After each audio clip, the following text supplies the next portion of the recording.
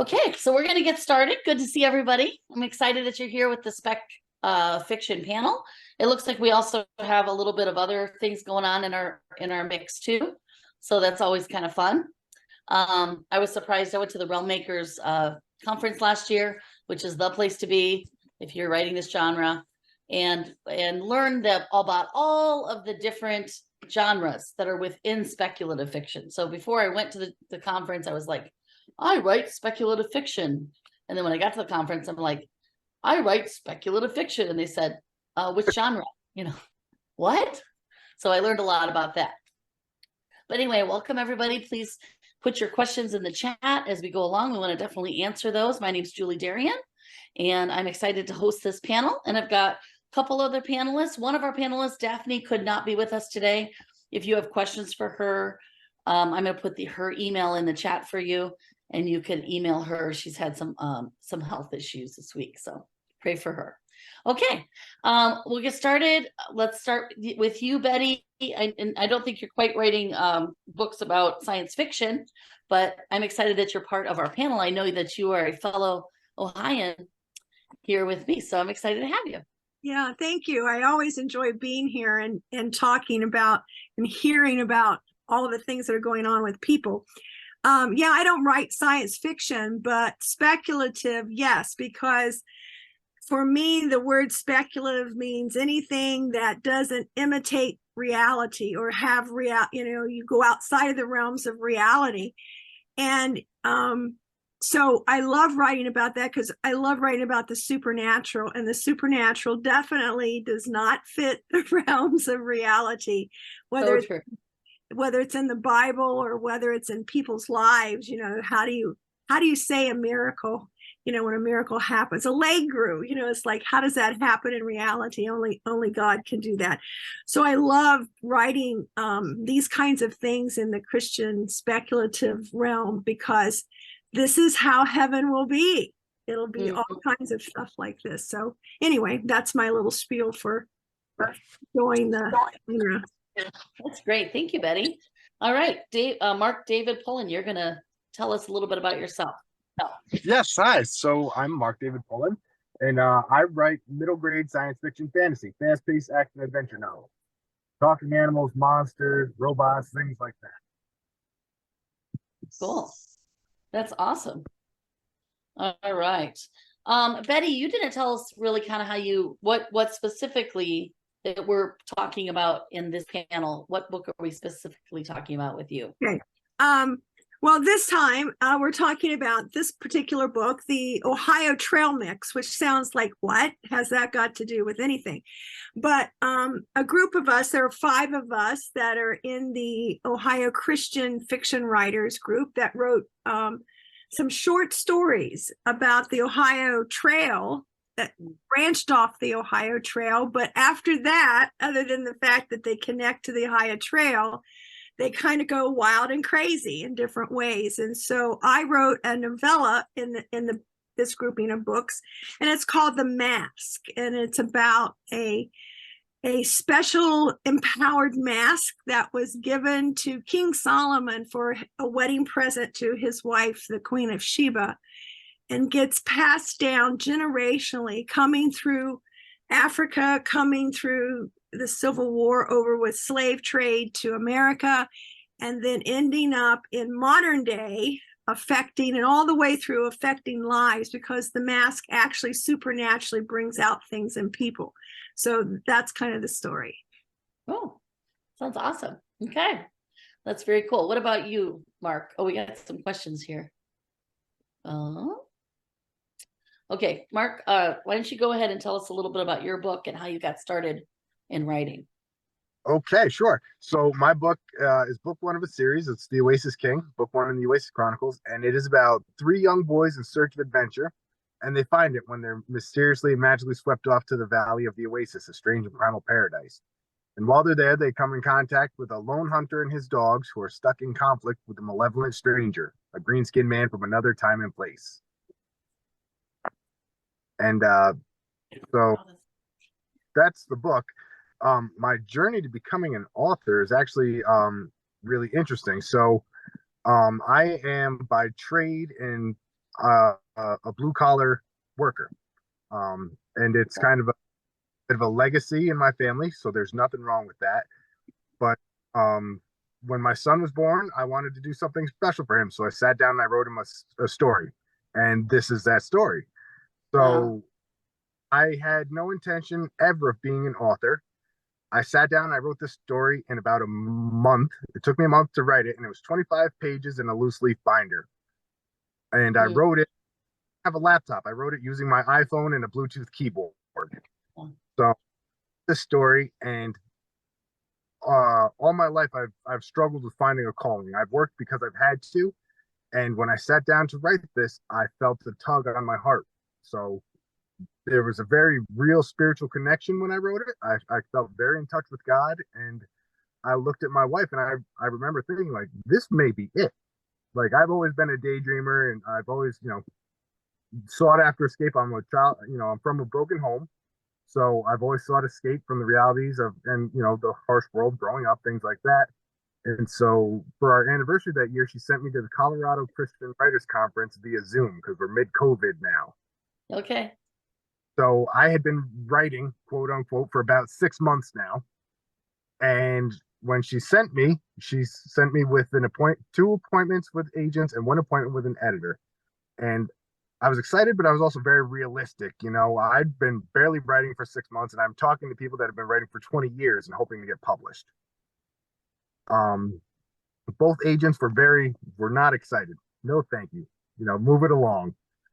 But the editor was very excited. He got the first page, and that was all he got. He got the first page, and he wanted more.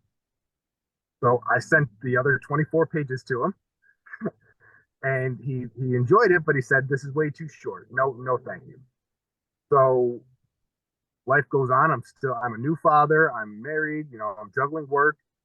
And a few months later, my phone rings, and it's this gentleman. He asked how the writing's going. And I said, "Well, I'm working on it here and there." And he very politely reminded me actually introduced me to the concept that when somebody in the industry asks you for work, you get it to them. Like, That's right. You do. You don't wait around, guys. Get it there's in. always a timeline. And so he then instructed me that his company, the publishing company that I publish with, does 2 books in my genre a year, and they were waiting for one of them to be mine. Oh, wow. Yeah. No pressure. No pressure at all. Just get that written. Right. And so it blew my mind. And so now here we are. We're right around Thanksgiving again. I went out. I bought a laptop. Sorry. I went out and I bought a laptop. It's a speculative panel, so anything can happen. I'm working from my truck tonight because I had vehicle issues. So that's why I've got poor lighting. Anyways, so I got to work really hard. I bought a laptop, and a month later, the week of Christmas, I got a publishing contract. Wow. So in a matter of a year, I went from blue collar employee to becoming a published author. And it is literally, I can look back, and it is God orchestrated footsteps. Somebody that I was a C student at best in English comprehension, composition. Like, I couldn't put together a complete sentence ever. And here we are. So it's, my big message is that if you step out in faith, there's no telling what God will use you for. I love that. That's so good. What do you Yeah. think about that, Betty? Do you think that's kind of how it is? We step out of faith? I agree. My first book that I wrote, called The River, was also speculative, and it was put out right when COVID hit. But it was one of those books. It's the same way. It's kind of like a modern day Pilgrim's Progress, but set in a way with the allegory of how we are in today's life. And so anyway, I didn't want to write. When God began to speak to me to write, I'm going to be obedient, of course, but it's like, you got to tell me what to write, because in my view, I'm an associate pastor with my husband. It would be, devotional study guides on Philippians, something like that. And when God said, I want you to write a fiction story about a faith walk of a person, and it's like, okay, I don't read fiction stories much, so I'm not really sure how to do that. And so he just began putting it on my heart to trust and to sit down. And literally, I can say I literally sat at the computer. I'd take a deep breath. I'd close my eyes. I'd say, God, you have to help me because I don't know what I'm doing.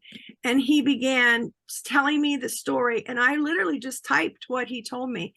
And that was the beginning of that journey. But since then, I've learned so much more and have done a lot of things like the different writing conferences to help learn the craft of writing and the skills of writing. And because one of the things when my book went to be edited, it was like, you need to cut it 100,000 words.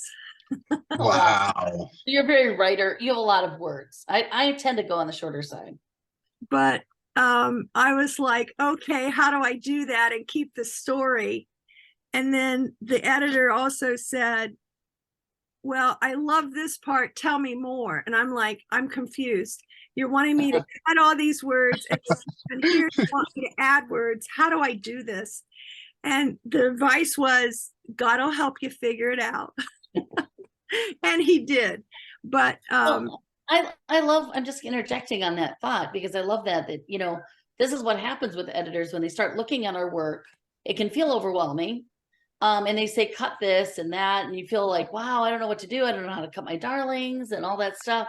But then, you know, when they say, oh, I really like this, expand on it, you know, that's encouraging, and yet you're confused. And so this is kind of the writing journey. I don't know where everybody is in their different places, but that is the writing journey. It's this odd, crazy journey that we all undertake, and somehow we keep going on it.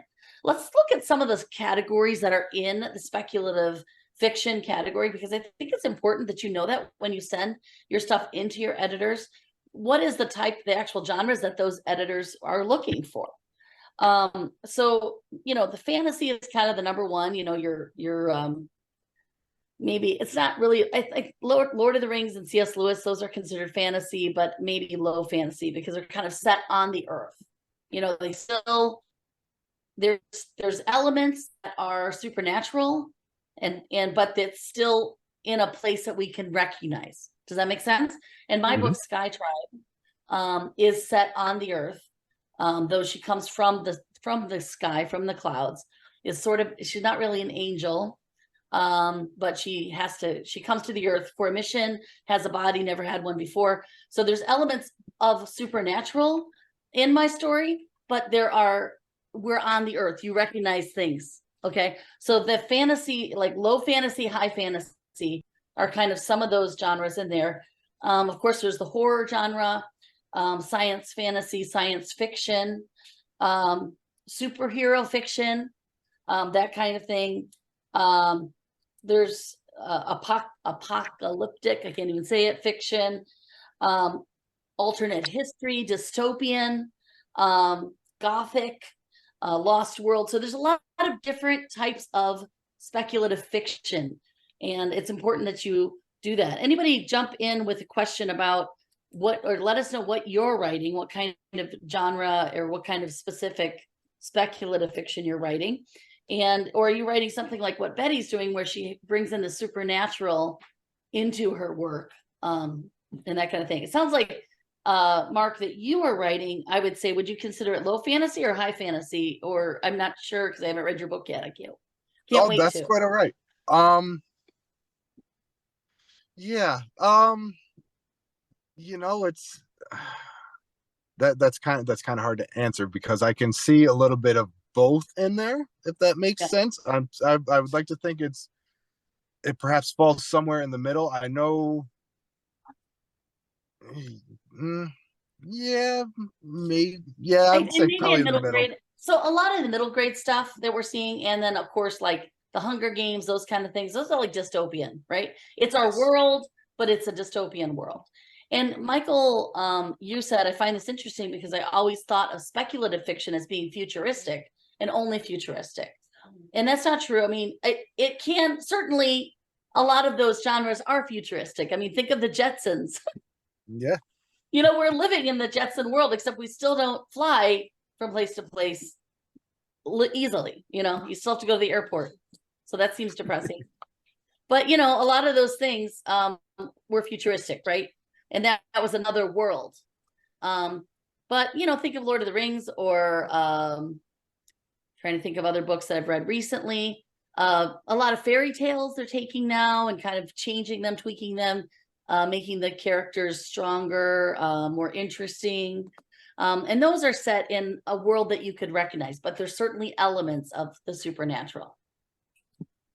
Anybody else have a question about that? Or we can move on to maybe houses that are interested in this type of writing.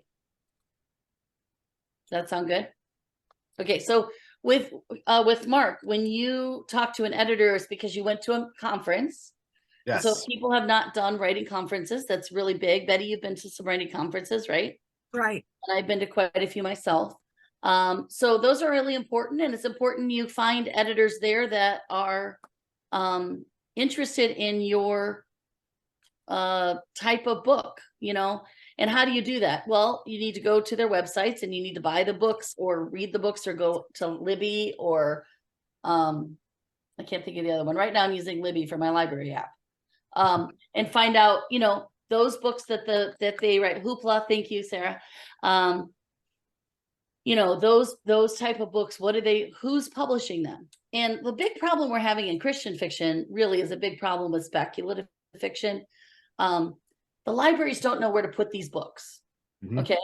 They know Yes. where to put the inspirational fiction books, and they've got the cute little sticker here in Ohio. It's so weird to be here because I'm from Illinois, where you would just have to try to find inspirational books interspersed with everything else.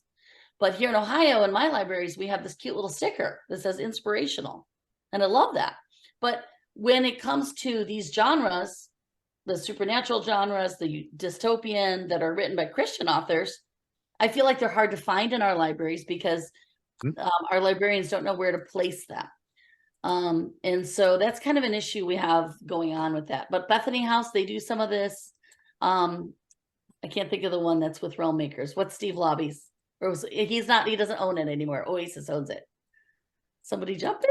Enclave. Yes, thank you, Enclave. Enclave. They do a lot of these. Last year, I read all of the winners of the Realm Makers Awards. I read every single one of those. That was very helpful because I probably hadn't read anything current for a long time of this writing. So Mark, what you write for what ages? You said middle grade? Yes, that's 8 to 14, 7 to 13, right in that general area. Okay, and who's your main character as far as what ages? Is it he or she or? Yep, sorry again. It's 3 young boys, yes. So, and they are 12, 11, and 10, yes. Okay, so they say that girls will read boy heroes. Yes, but boys girls will won't not. necessarily read girls, yes. Right. I have found that to be somewhat accurate. But again, like I've had very mixed success. I've gone to book festivals and I've sold only to girls. Mhm. I've gone to another one and I've sold only to boys, and good variations in between. But that is definitely something that I have seen, and definitely something that I was taught very early on. Like I actually learned it at that conference where I went. That What conference did you go to? What was that one for the first time in this year? Colorado Christian Colorado Writers one. Conference. Yeah, and I love And Mark. Amazing. Yeah. that was something that was stressed. Like as I progress in my writing, like it's going to be important at some point to have a strong female character, because girls will, although they will read about boys, they do like strong female characters, but it's also something boys will not. So when I write that, don't expect a lot of boys to pick it up. Right. That's cool. Well, that's really good thinking on that. Betty, there's a question for you. Did you find it challenging to write a short story for a collection when you love to write numerous words? Well, not so much at the time I did it, because after I wrote my first book, and then God didn't, how he doesn't tell you everything in the beginning, like Really? This doesn't show you it all right away? What's that about? He made it very clear that this book, The River, that my first book was to be part of a trilogy. And so and he impressed upon me I needed to learn more about the industry, and I needed to learn more about the craft of writing. And so I purposed to take almost a year off and go to a lot of different conferences, a lot of Zoom workshops, a lot of things, came to Coshocton, all kinds of things to learn as much as I could about the craft. Okay, so in that learning, I decided to take the challenge to write for Guidepost, a devotional. 500 to 700 words on the page, including title. Yeah, it's not much, right? I mean, it's like a prayer, a scripture. And it includes a scripture. You're like, I gotta like, they can't do too long of a scripture. Yeah. Exactly. And so I did that for several times. I actually been published 3 times in Guidepost.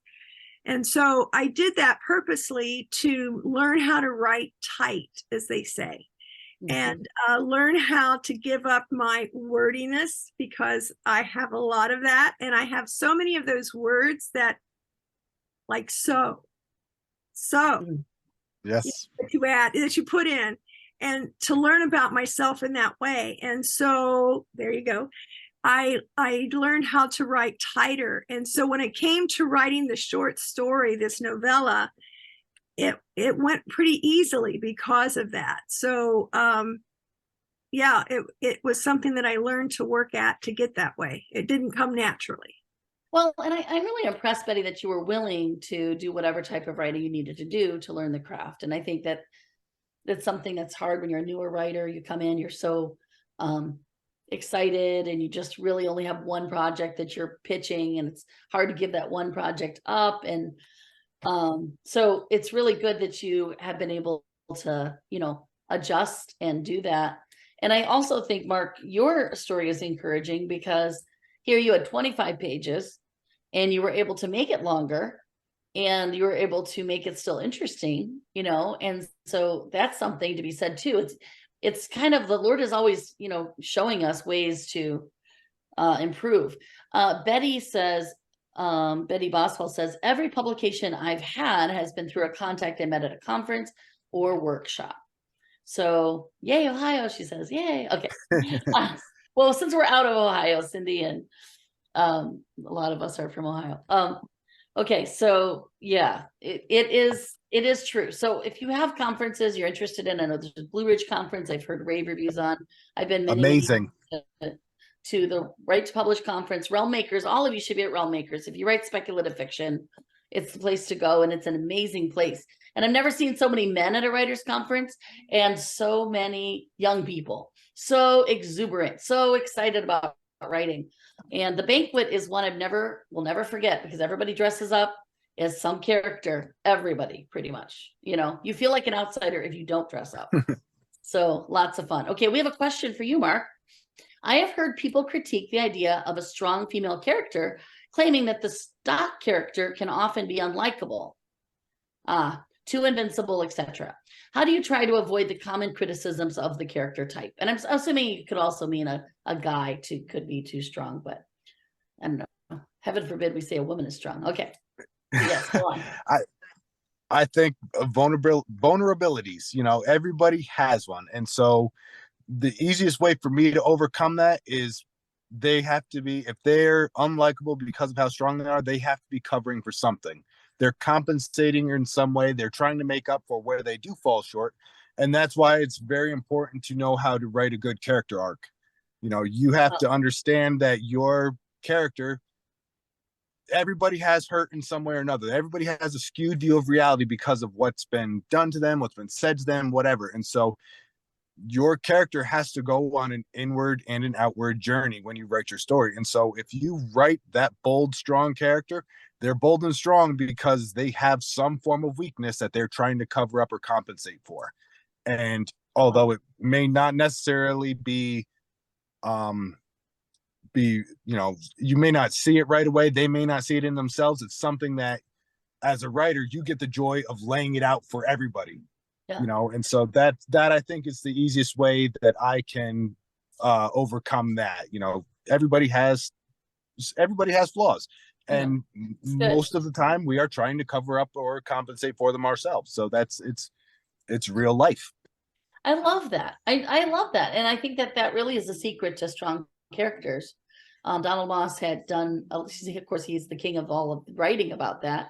And he said, you know, finding that hurt for your character, finding that thing that is very real. I mean, it really happened. It can't be like, I almost said this to somebody, but I didn't. I always feel guilty.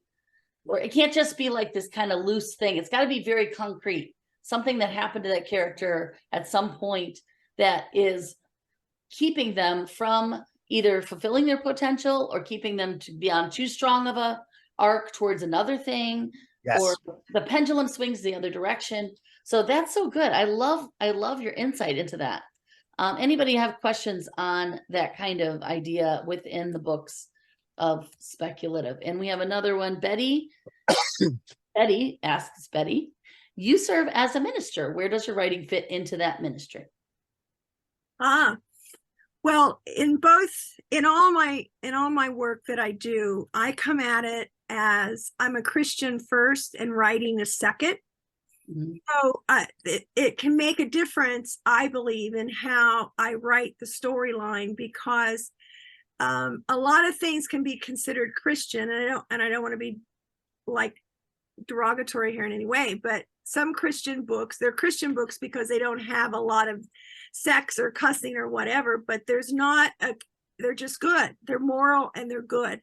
But because of being a minister, then that puts a little more, for me, an emphasis in the more of that Christian walk. And so I try to put that more into the story of how people live life outside of the pages of the Bible. It's the reality, like Mark. I'm just going to interrupt you really quick, and I want to come right back to your thoughts because this is really good. This is our last call to enter tonight's drawing, and there's not as many entries for this one, so go ahead and do that if you can. It's right there in your chat.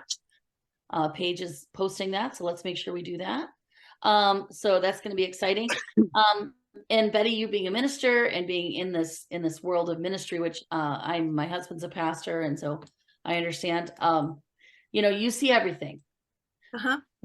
You see everything, because people that are hurting come to church, or just people. We're supposed to minister to those who are hurting, right? So you see a lot of that, and you see everything when you're in our positions, and so turning that into a story is so strong, because really that's where God rescues us. So keep going on that. I didn't mean to interrupt you there, but I want to hear more about that. Well, basically, the Christian walk, you know, we have a Bible that is our guidebook, but we live life outside of the Bible, outside those pages. You know, every day I come and go in my life, interact with people all around me, and I have to do that in the right, proper way in order to be a witness, or to help them come to see something maybe in a different way. So when I write, I always keep that in mind. I try to have my characters be, like Mark was talking about, very vulnerable. I call it the baggage. That's how I use term that. It's the baggage that gets packed that we tend to carry with us in our life's journey.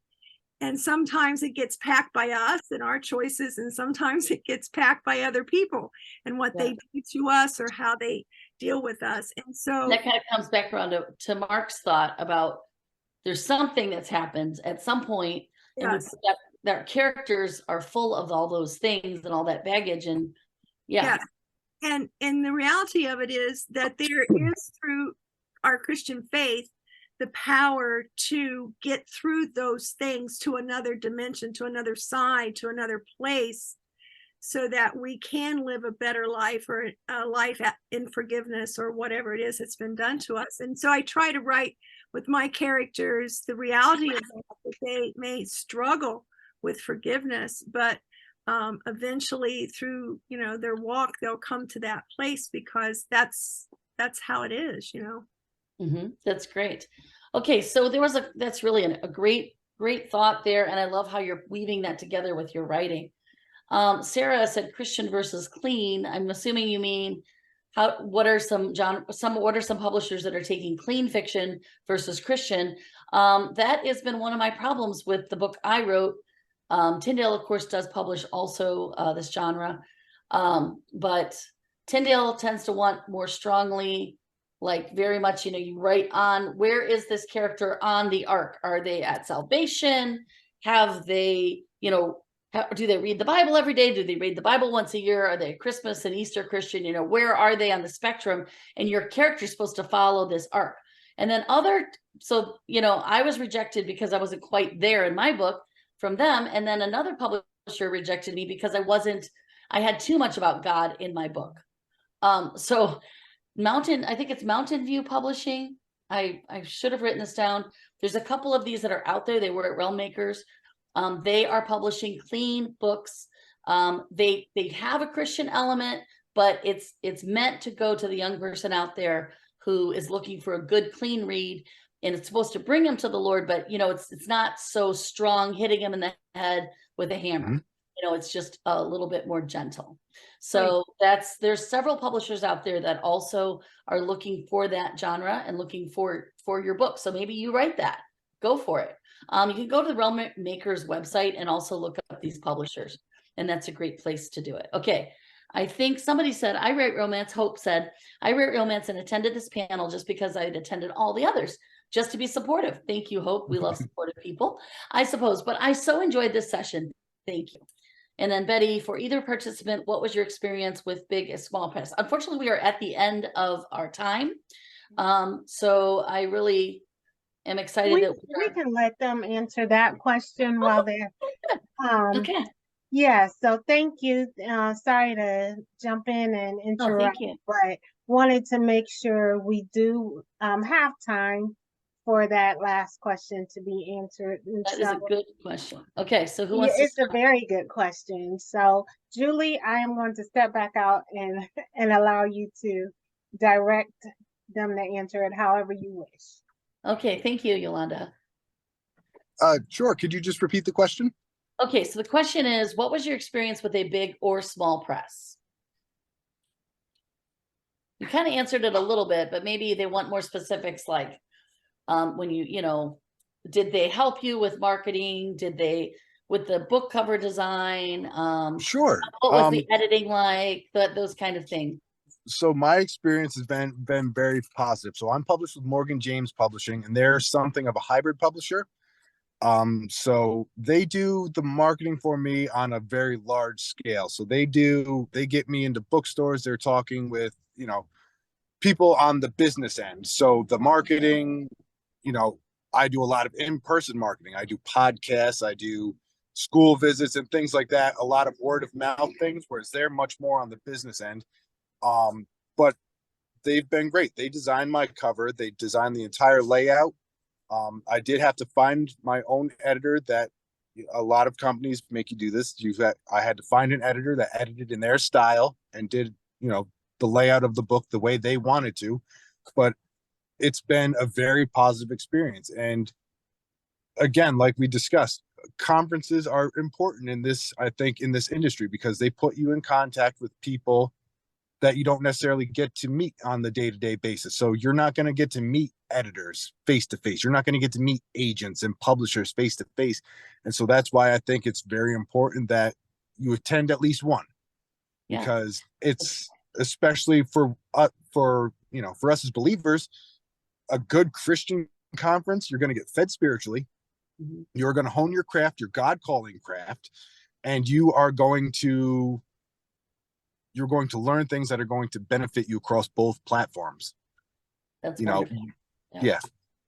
That's really good. And going to a conference, getting with somebody, and then in your situation, that's really good that you were able to get. And your cover looks great. So it's great. Thank you. Okay. Betty, what about you? How was your experience with the press, with the publisher? Well, in the beginning, because I wasn't expecting to write when I got called, I didn't have an idea about anything. And I went to my bookshelves and I just started looking at all the different books I had and saw the different companies and started just trying to find out about how do I go get something published. I ended up publishing through more of a hybrid as well, because I found that with the traditional bigger publishers that they are somewhere 2 years or more out, and as well as the fact that they kind of own your book. For a lot of them will own your book for like 5 years. I wanted I wanted control of my book, and I wanted the control of how I wanted certain things. So I went with more of a hybrid that allowed me to do that. And they was really more of a package, and I picked the package that I wanted. Okay. With the rights that I wanted. And so that has worked for me. So Good. I think it depends on the people that, what you want to do with your book. I wanted it to be international. I wanted to be able to put it out in Spanish. Yeah. I think if you're going to do that and you want it to look the way that you have a certain look in mind, if you do it completely yourself, it probably is not going to look the way you envision. So having help with a lot of those things really does help, because people are out there, they are professionals. And a lot of the great editors of the past who worked at typical publishing companies now work at hybrid publishers or are out there freelancing, and they can do a lot for you. Can you hold up your book, Mark? One of our people wants to see your cover completely. Sure. I can really see it. There it is. The Oasis King. Ooh, looks pretty cool. Thank you so much. Okay, thank you. All right. Well, thank you everybody for being on our panel. It's been wonderful and awesome to be with you.